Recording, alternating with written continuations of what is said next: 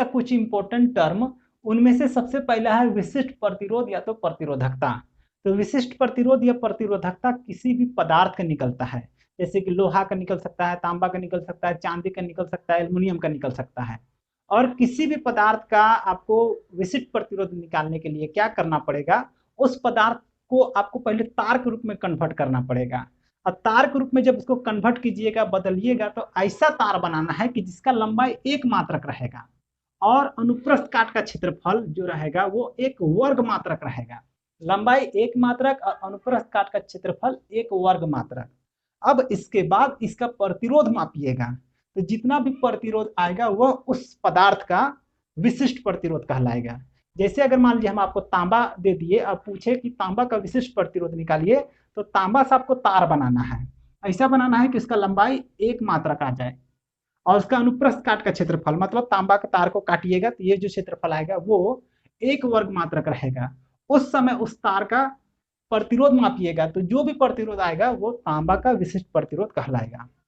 उसी को इस तरह से परिभाषा के रूप में लिखा गया है क्या, यदि किसी चालक का अनुप्रस्थ काट का क्षेत्रफल एक वर्ग मात्रक है और उसका लंबाई एक मात्रक है, तो उस चालक का प्रतिरोध ही चालक का विशिष्ट प्रतिरोध कहलाता है, कहलाएगा। विशिष्ट प्रतिरोध को रो अक्षर द्वारा सूचित किया जाता है तथा rho equal to R A by L. ये जो है वो पहले से भी हम लोग पढ़ चुके हैं, ये वाला किसी चालक का प्रतिरोध को प्रभावित करने वाले कारक से, कि आर इक्वल टू क्या आया था, रो एल बाई ए हुआ था ना। तो यहाँ से हम इसको बचाएं, तो इसको जब बचाएंगे तो ये इधर आ जाएगा और ये इधर आ जाएगा, तो ऐसा बन जाएगा। तो यही वाला चीज आ गया है और यही है विशिष्ट प्रतिरोध। तो किसी भी पदार्थ का विशिष्ट प्रतिरोध निकालने के लिए सबसे पहले इसको तार के रूप में कन्वर्ट करना पड़ेगा। तार के रूप में नहीं कन्वर्ट कीजिएगा तो इस तरह से लूडो गोटी के रूप में भी आप कन्वर्ट कर सकते हैं, जिसका लंबाई रखना पड़ेगा एक मात्रक और इसका जो क्षेत्रफल है, कोई एक सरफेस का जो क्षेत्रफल है वो एक वर्ग मात्रक होनी चाहिए। फिर उसका प्रतिरोध मापेंगे, जो भी प्रतिरोध आएगा वो उस पदार्थ का विशिष्ट प्रतिरोध कहलाएगा। विशिष्ट प्रतिरोध को रो द्वारा सूचित किया जाता है और रो इक्वल टू क्या होता है, आर ए बाई एल। विशिष्ट प्रतिरोध का एसआई मात्रक ओम मीटर होता है। अब ओम मीटर कैसे आया उसको देखिए। आर का ये जो है प्रतिरोधक है, तो प्रतिरोध है, तो प्रतिरोध का एसआई मात्रक क्या होता है, ओम होता है। और क्षेत्रफल का होता है मीटर स्क्वायर और लंबाई का भी होता है मीटर, इसलिए मीटर। तो ये मीटर मीटर कट गया तो कितना आया, ओम मीटर, मतलब एक ठो मीटर कटा है, यहाँ एक ठो एम और एक ठो एम कट गया तो एक ठो बच गया, तो ओम मीटर। तो इसलिए विशिष्ट प्रतिरोध का मात्रक जो है वो ओम मीटर होता है। ठीक है, यहाँ तक तो आपको क्लियर हो गया। अब आइए समझते हैं चालकता क्या होता है। सपोज कीजिए कि ये आपको इस तरह का एक तार दे दिए जिसका लंबाई कितना है, एक मात्रक है और इसका क्षेत्रफल एक वर्ग मात्रक है। तो इसका जब प्रतिरोध मापेंगे तो जो प्रतिरोध आएगा उसको क्या कहेंगे, विशिष्ट प्रतिरोध। और उसी प्रतिरोध के चलते ये अपने से बहने वाला करंट का विरोध करेगा। सपोज कर लेते हैं कि इसमें हम 100% करंट प्रवाहित किए तो ये कुछ ना कुछ करंट को रोकेगा। मान लेते हैं कि 100% करंट इसमें अप्लाई किए और ये 95% करंट को क्या कर दिया, रोक लिया। मतलब इसमें 95% करंट को रोकने का गुण है ना। मतलब इसका अगर विशिष्ट प्रतिरोध कहेंगे या तो प्रतिरोधकता कहेंगे, वो कितना है, 95% है। तो करंट रोक रहा है कितना, 95% रोक रहा है। तो जाने कितना दे रहा है, तो 5%। 5% करंट को जाने दे रहा है। तो रोकने का जो गुण है वो हो गया प्रतिरोधकता, और जाने का जो गुण है, जाने देने का जो गुण है उसको कहेंगे हम लोग चालकता। तो इसीलिए इसी का जस्ट उल्टा को कहते हैं हम लोग चालकता। तो इसीलिए चालकता क्या हो गया, तो प्रतिरोधकता के व्युत्क्रम को चालकता कहा जाता है।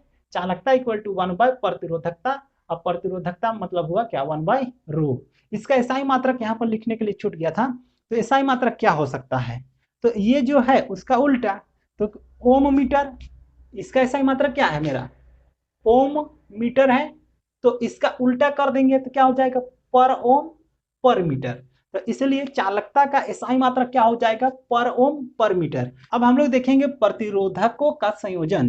तो संयोजन मतलब होता है जोड़ना, और प्रतिरोधक क्या होता है उसको हम लोग पहले ही सीख चुके हैं। तो प्रतिरोधक इस तरह से दर्शाया जाता है, ये हम लोग पहले सीखे हैं। तो हम लोग देखेंगे कि इनको किस तरह से जोड़ा जाता है।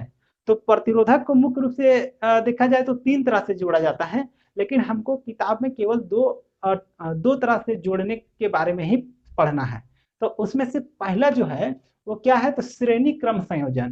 तो श्रेणी क्रम संयोजन के लिए पहले भी मैंने बताया था कि अगर सभी प्रतिरोधक को लाइन लगा करके जोड़ दीजिएगा तो इस तरह का संयोजन को कहते हैं हम लोग श्रेणी क्रम संयोजन।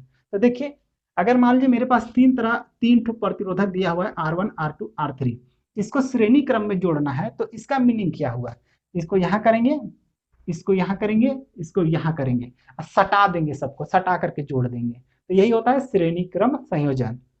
इसको अगर आप परिभाषा के रूप में कहिएगा तो इस तरह से कहिएगा, यदि पहला प्रतिरोधक का दूसरा सिरा, देखिए ये पहला सिरा हो, ये दूसरा सिरा हो, यहाँ पर देखिए नाम दिया हुआ है, पहला सिरा दूसरा सिरा।